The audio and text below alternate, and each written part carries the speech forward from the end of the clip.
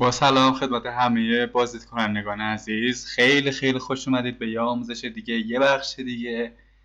ممنون میشم کانال رو حمایت کنید. مرسی از حمایتاتون، تشکر میکنم ازتون. کانال رو سابسکرایب کنید، به دیگران معرفی کنید. کانال خودتونه و اینجا اومدیم که با هم لغات یاد بگیریم. امیدوارم که 4 قسمت قبلی رو خوب یاد گرفته باشید و لغاتش براتون خوب بوده باشه، متناش هم همینطور. و توی کامنت ها هم نظرات، انتقادات، پیشنهادات هر چه هست برام بنویسید، به روی چشم انجام میدم. بیشتر از این صحبت نمی کنم. بریم برای قسمت 5، درس 13 تا 15.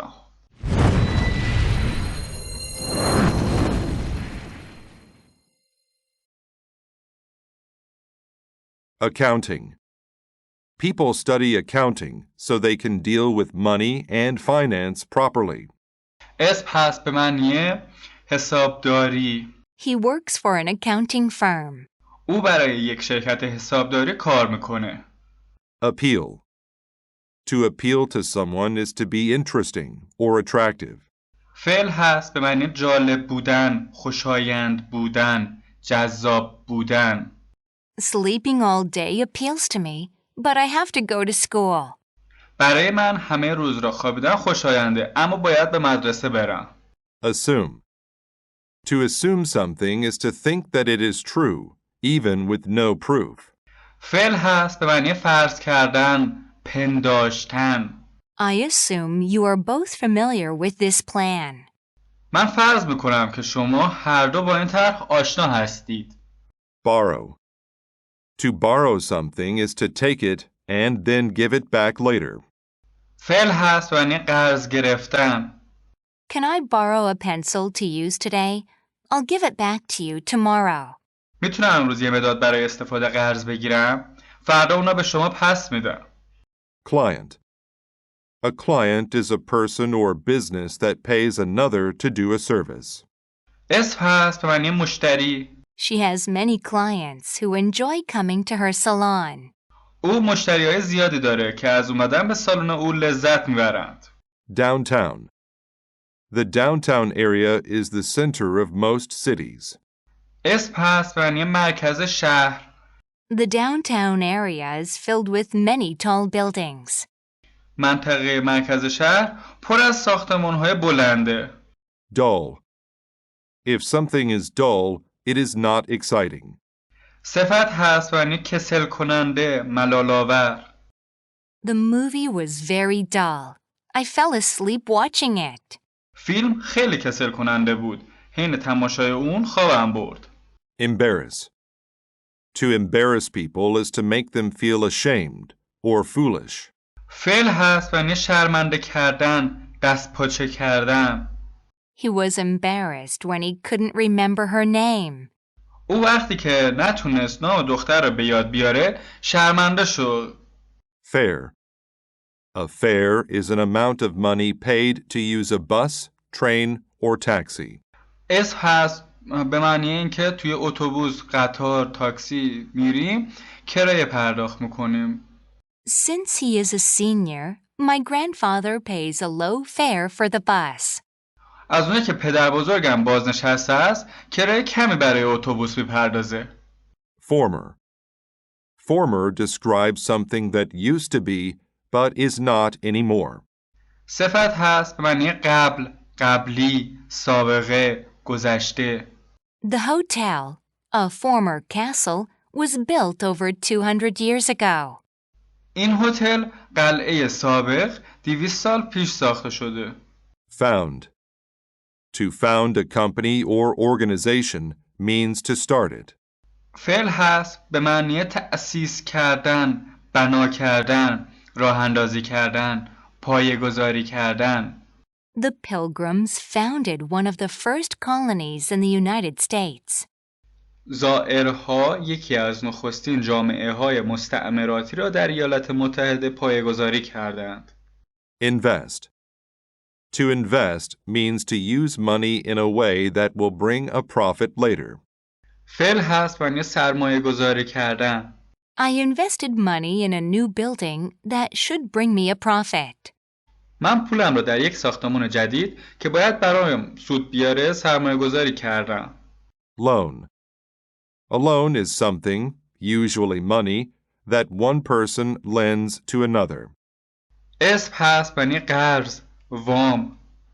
I got a loan from the bank. من از بانک وام گرفتم. Practical. If something is practical, it is useful. صفت هست معنی عملی، به درد بخور، مفید، کاربردی، منطقی. Learning English is practical. You can use it in many places. یادگیری انگلیسی مفیده. شما میتونید اونها در خیلی جاها استفاده کنید. Quarter. A quarter is 1/4 or 25% of something. ربع، 1/4، 25 سنت هم معنی میده. توی مثال ببینید. He paid a quarter for the candy. او برای آب نبات 25 سنت پرداخت. Salary. A salary is how much money a person makes at his or her job. حقوق، دستمزد، اسم هم هست. He got a new job with a better salary. او یک شغل جدید با حقوق بهتر پیدا کرد. Scholarship. A scholarship is money given so someone can go to school. اسم هست برای بورس تحصیلی، بورس، کمک هزینه تحصیلی. I got a scholarship to help me pay for university. من یک بورس تحصیلی گرفتم که به من در پرداخت شهریه دانشگاه کمک کرد. Temporary. If something is temporary, it exists for a short time. صفت هست برای موقت، موقتی، زودگذر. This car is only temporary. I'll get a new one soon. این اتومبیل موقتیه. من به زودی یک ماشین نو خواهم خرید. Treasure. A treasure is a collection of valuable things, especially jewels or gold. گنجینه، اسم هم هست.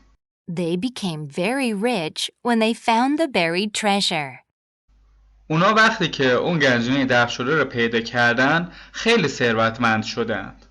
Urge. To urge someone is to try very hard to get them to do something. فعل هست یعنی اصرار کردن، پافشاری کردن. He urged them to believe his story. او به اونا اصرار کرد که داستانش رو باور کنند. دوستان عزیز، این 20 لغت درس 13 بود. بریم برای ترجمه قسمت ریدینگش و ببینیم در رابطه با چه موضوعیه. The taxi driver. راننده تاکسی. Peter's job was driving a taxi downtown. He made a small salary, but he liked his job because it wasn't dull. شغل پیتر رانندن تاکسی در مرکز شهر بود. او درآمد کمی داشت، اما از شغلش خوشش می اومد، چون خسته کننده نبود. Every day, he saw new things that appealed to him. هر روز چیزهای جدیدی میدید که براش جالب و خوشایند بود. Peter was practical about the future. Maybe I can get a scholarship for college, he thought. پیتر در مورد آیندهش واقع بین و منطقی بود. او فکر کرد شاید بتونم برای رفتن به کالج بورس تحصیلی بگیرم. I could study accounting and get a job at a bank. I could help clients invest their money.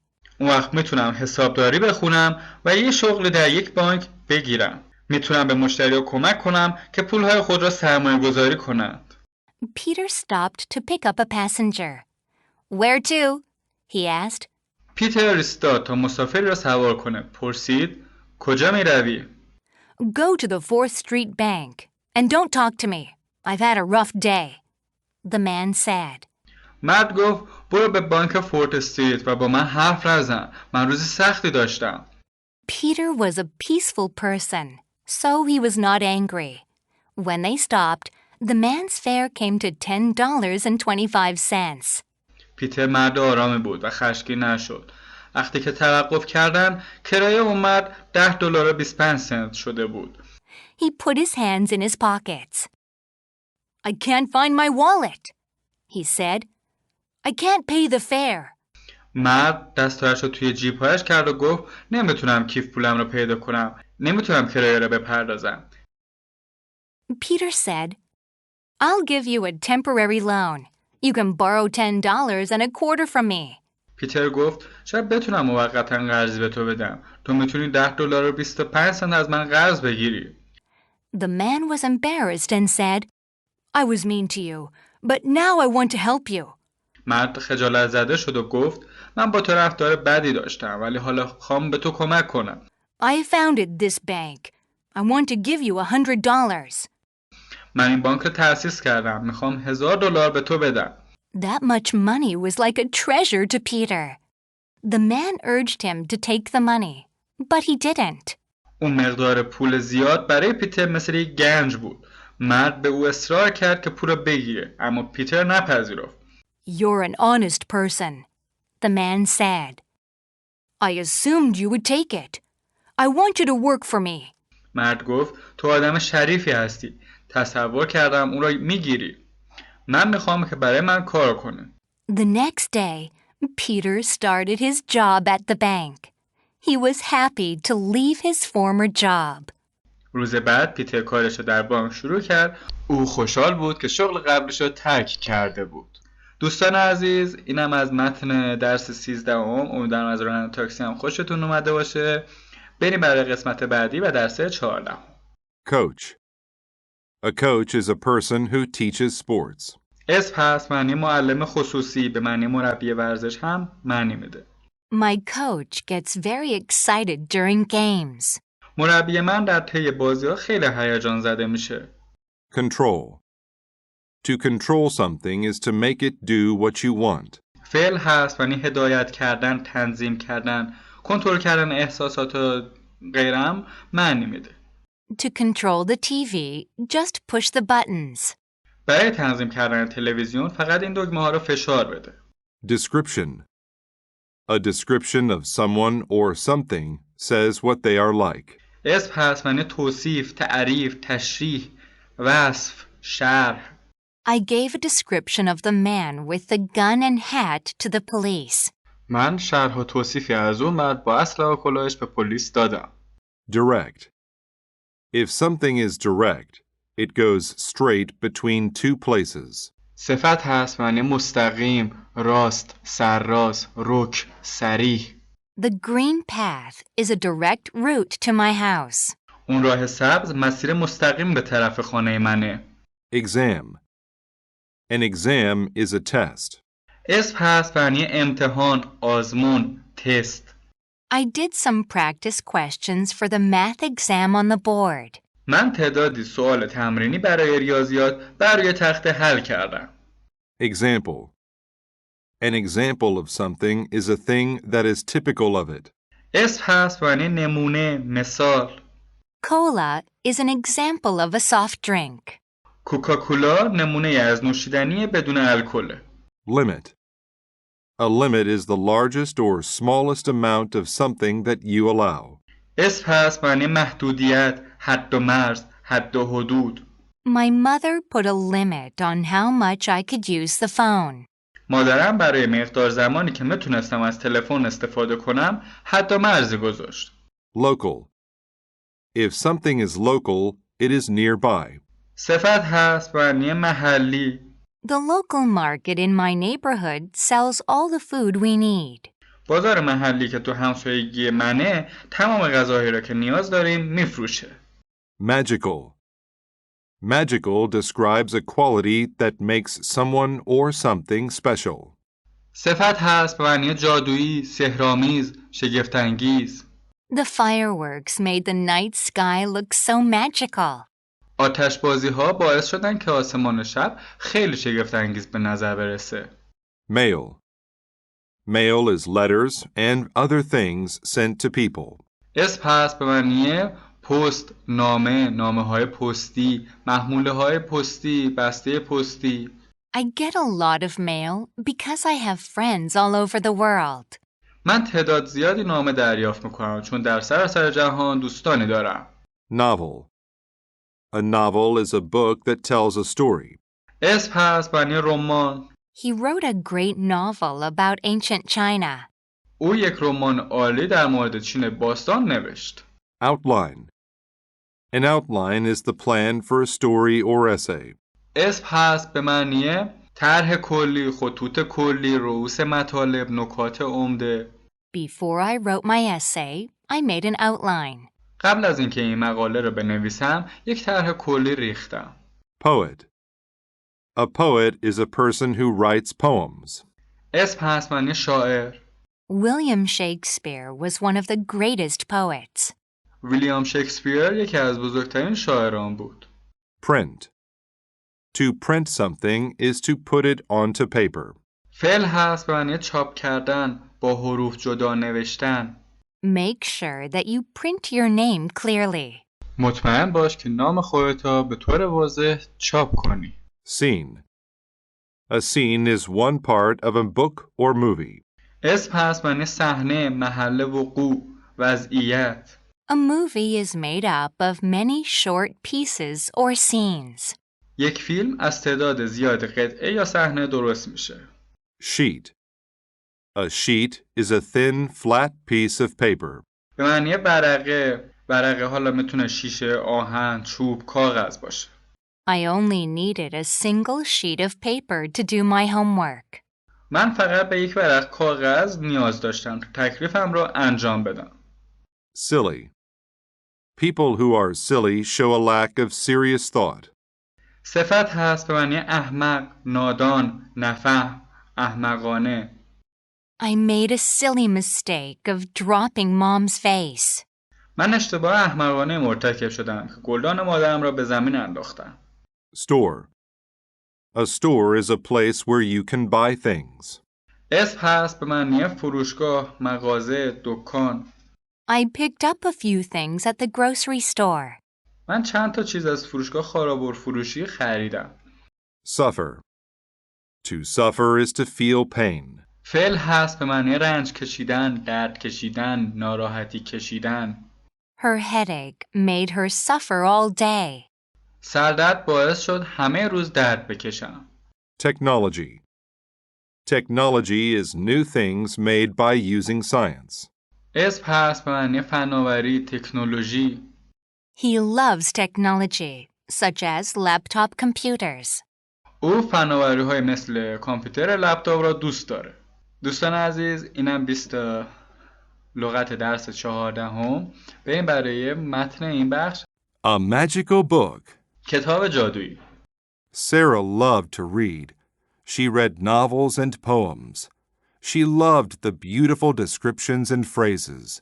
سارا عاشق کتاب خوندن بود. او رمان و شعر میخوند. عاشق توصیفات و عبارات زیبا بود. She loved reading work by poets and writers. She didn't like video games or technology. او عاشق مطالعه آثار شاعران و رمان نویس‌ها بود. از بازی‌های ویدیو یا تکنولوژی خوشش نمی‌اومد.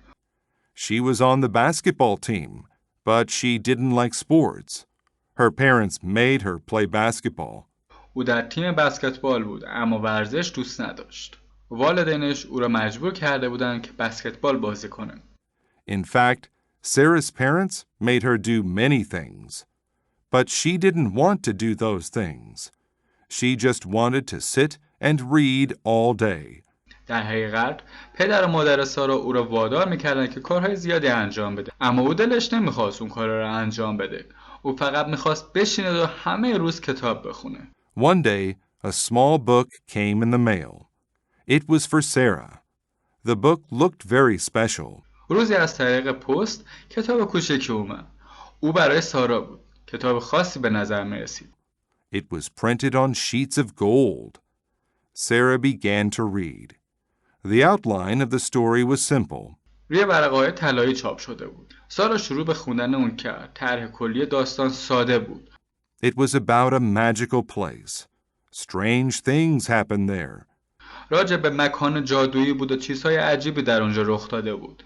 One example from the book was about a boy who could control people. In one scene, he made his friends tell funny jokes.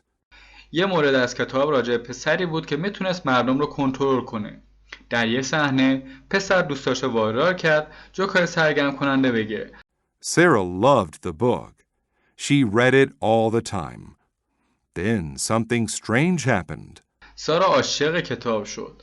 همیشه اون رو میخوند. بعد چیز عجیبی رخ داد.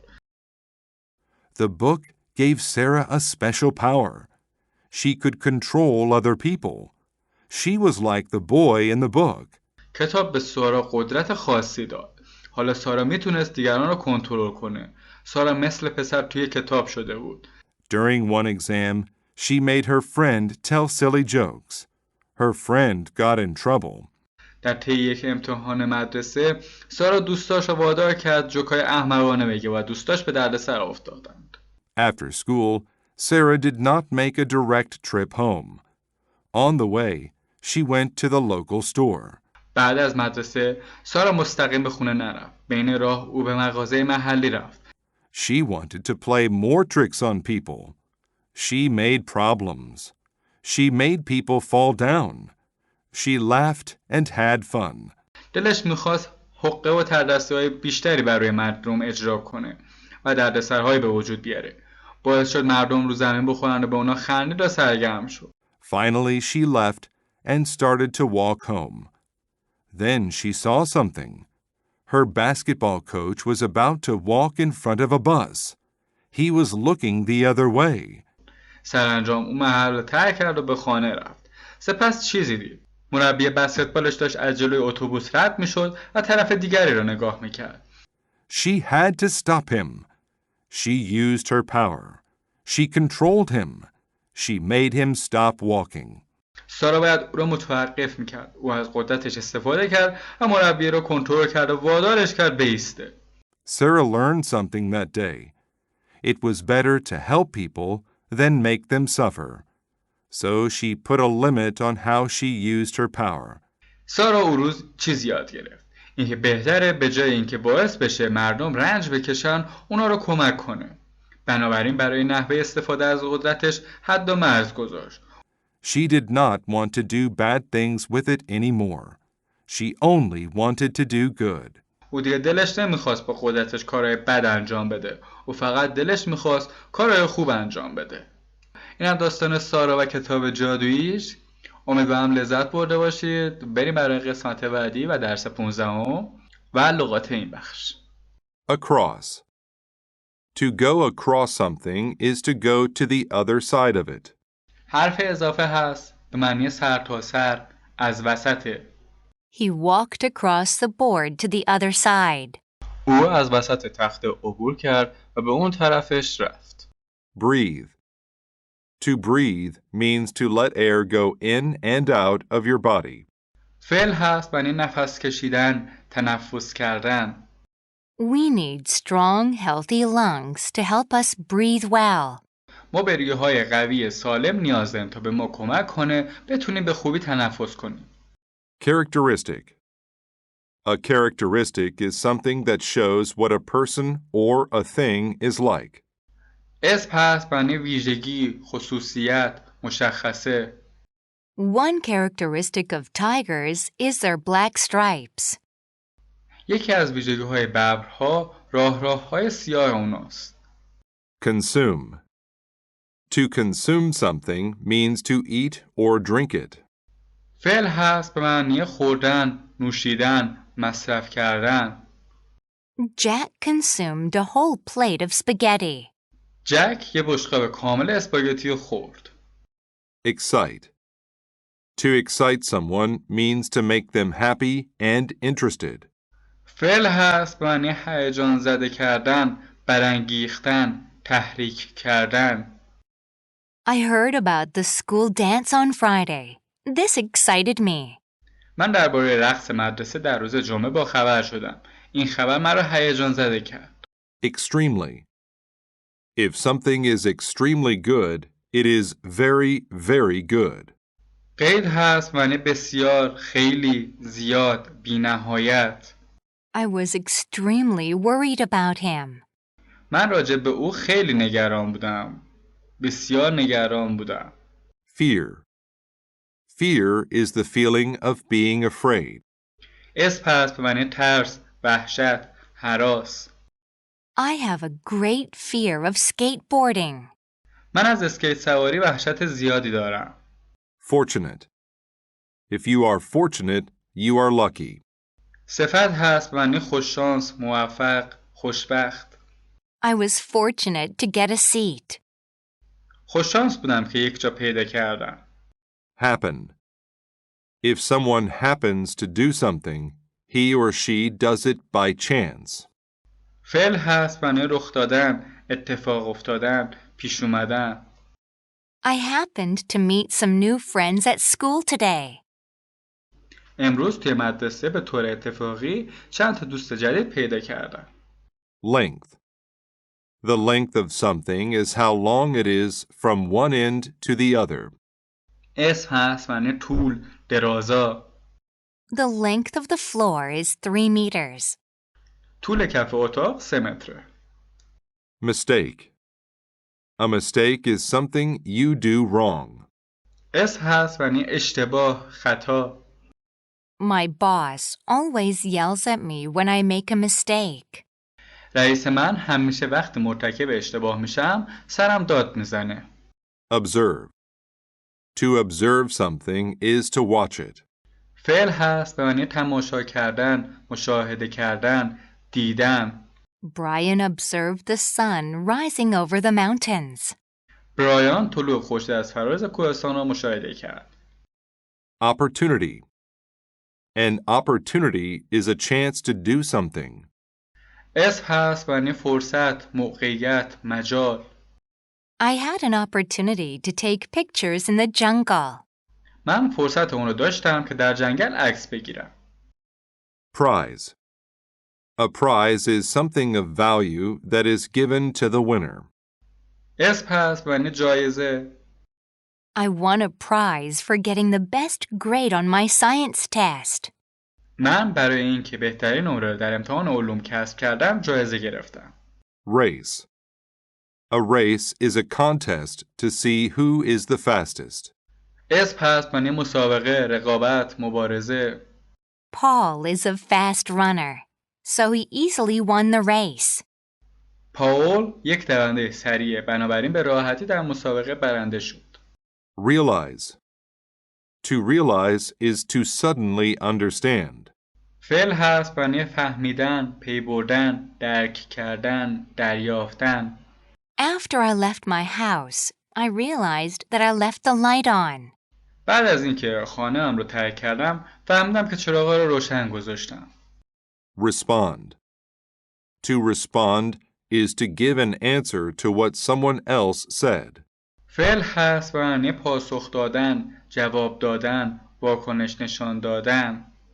When the teacher asked the question, we all responded. وقتی معلمم اون سوال رو پرسید همه ما پاسخ دادیم. Risk. A risk is a chance of something bad happening. اسم هست به معنی خطر، مخاطره، ریسک. I took a risk and climbed the snowy mountain. من خطر کردم و از اون کوه برفی بالا رفتم. Wonder. To wonder is to ask yourself questions or have a need to know. فعل هست معنی از خود پرسیدن، تعجب کردن، به فکر فرو رفتن. The young mother wondered if she'd have a boy or a girl. مادر جوان از خود پرسید آیا پسر به دنیا خواهد آورد یا دختر؟ Yet. Yet is used to say something has not happened up to now. قید هست معنی هنوز، تا کنون، تا الان، تا حالا، تا اون موقع. We can't go out yet. We're still eating. ما هنوز نمیتونیم بریم بیرون. چرا؟ چون که همچنان در حال خوردن هستیم. بریم برای قسمت بعدی و ترجمه متن این بخش و مسابقه بزرگ داستان لاک پشت خرگوشه که همه شنیدین. حالا این بار به زبان انگلیسیه. The big race. A dog saw a group of animals cross the road. He walked over to meet them. What are you doing? He asked them. سگ یک گروه از حیوانات را در اون طرف جاده دید. به اون سمت رفت که اونا رو ببینه. او از اونا پرسید شما دارید چی کار میکنید؟ I just sold them tickets to a race between the rabbit and the turtle. The duck responded. اردک پاسخ داد من فقط دارم بلیت مسابقه بین خرگوش و لاک پشت را به اونا میفروشم. The dog was extremely excited. He felt fortunate that he happened to be there. این خبر سگ را هیجان زده کرد. احساس کرد که خوش شانس بوده که اتفاقی در اونجا بوده. I don't have anything to do today, the dog said. I want to buy a ticket too. سگ گفت من امروز هیچ کاری برای انجام دادن ندارم. من هم میخوام یه بلیت بخرم. The dog sat down to observe the race. It would be many kilometers in length. سگ نشست تا مسابقه را تماشا کنه. طول مسابقه چندین کیلومتر بود. The rabbit and the turtle stood next to each other. They waited for the race to start. خرگوش و لاک‌پشت کنار یکدیگر ایستادن. اونا منتظر بودن که مسابقه شروع بشه. The dog wondered why the turtle agreed to run against the rabbit. سگ تعجب کرده بود چرا لاک‌پشت موافقت کرده تا در برابر خرگوش مسابقه بده. Being fast was not a characteristic of turtles. The rabbit was going to win easily. سریع بودن خصوصیت ویژگی لاک‌پشت‌ها نیست. خرگوش به سادگی این مسابقه را میبره. Suddenly, the race began. The rabbit ran extremely quickly. ناگهان مسابقه شروع شد. خرگوش با سرعت بسیار زیادی شروع به دویدن کرد. The turtle walked slowly. After a minute, the rabbit looked back. لاک‌پشت به آرامی حرکت کرد. بعد از 1 دقیقه خرگوش به عقب نگاه کرد. He saw that the turtle was far behind him and was breathing quickly because he was so tired. The rabbit smiled and slowed down to a walk. او دید که لاک‌پشت خیلی از او دوره و تون تون نفس میکشه چون خیلی خسته است. خرگوش خنده‌ای کرد و آهسته شروع به قدم زدن کرد. A minute later, the rabbit said, "I'm winning, so I'll take a rest." He sat and began to consume some grass. دقیقه‌ای بعد خرگوش گفت من برنده میشم، بنابراین میخوام استراحت کنم. نشست و شروع به خوردن مقداری علف کرد. Then he let his eyes close. He wasn't the winner yet, but there was no risk of him losing the race. He went to sleep. بعد چشماشو بست. او هنوز برنده نشده بود، اما هیچ خطری برای باخت او در مسابقه وجود نداشت. او به خواب رفت. Hours later, a loud sound woke him. All of the animals were talking loudly and looking at the field. چند ساعت بعد صدای بلندی او را بیدار کرد. همه حیوانات داشتن نعره و فریاد میکشیدند و به زمین مسابقه نگاه میکردند. He felt fear for the first time. The turtle was almost at the finish line. خرگوش برای نخستین بار ترس را احساس کرد. لاک‌پشت تقریبا در خط پایان بود. Now the rabbit realized his mistake. But the race was over. خرگوش به اشتباه خود پی برد، اما مسابقه به اتمام رسیده بود. He gave the turtle an opportunity to win, and the turtle took it. او به لاک‌پشت فرصت داد که پیروز بشه. و لاک‌پشت از اون بهره برد. The duck handed the turtle his prize. It was the happiest day of the turtle's life. اردک جایزه را به دست لاک‌پشت داد. او روز شادترین روز زندگی لاک‌پشت بود. The dog was happy for the turtle. He isn't fast, the dog thought, but he tried his best and did something great. سگ برای لاک‌پشت خوشحال شد. سگ فکر کرد لاک‌پشت سریع نیست ولی با همه قدرت سعی کرد و کار خارق‌العاده‌ای انجام داد. دوستان عزیز، همراهان عزیز، اینم از داستان معروف خرگوش و لاک‌پشت. امیدوارم لذت برده باشید. این 3 درس براتون جذاب بوده باشه، 60 لغتش براتون مفید بوده باشه و بهترین آن رو براتون آرزو میکنم. تا درود دیگه، فردا شب و 60 لغت دیگه و 3 درس دیگه شما رو به خدا میسپارم. خدا نگهدارتون.